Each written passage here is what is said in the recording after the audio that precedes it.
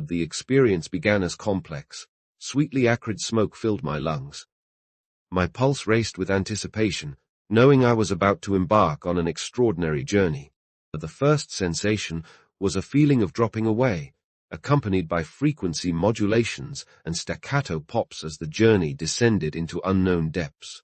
The visual architectonic dream waters emerged, dripping and slipping amongst themselves. My being became overwhelmed by gravity, like suction experiences pulling me further in. Around me, I felt a crowding of beings, as if the Celtic fairy land of Fae had become momentarily present with where I was. The space transformed into something like an Escher painting, with endless stairs and emerald isles of fractal Medusa liquid, serpentine, and mesmerizing. The world became crammed with intricacy, every nook and cranny exfoliating little crystalline dancing worlds, bellowing ecstasy. Light moved like snakes move, all rippling muscle and sun, glinting scales, a nuanced, whittling circus of form across the jeweled plains of Wonderland. A shockwave rippled across the dome of the sky, giving me a brief memory of the real world. Thus began the journey of extrication, groping back through layers of reality.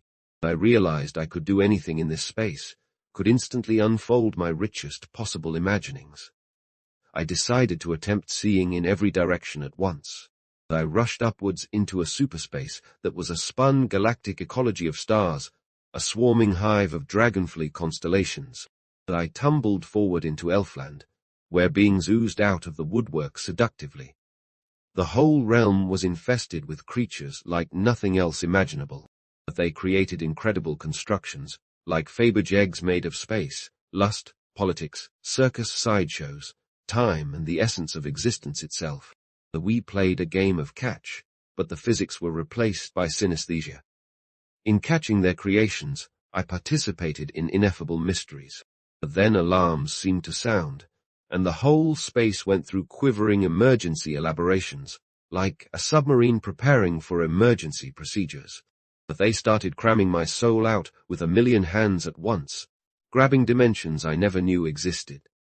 Finally, the great bronze dancing doors of hyperspace began to close. The descent was like passing through jeweled glass elevators, each one closing with unique grace. It was the most beautiful goodbye I have known, with no regret, only acceptance of the return. Upon opening my eyes, only 10 minutes had passed in our world. But I knew I had been closer to the core of reality than ever before, and that this mystery is central to who we are as humans.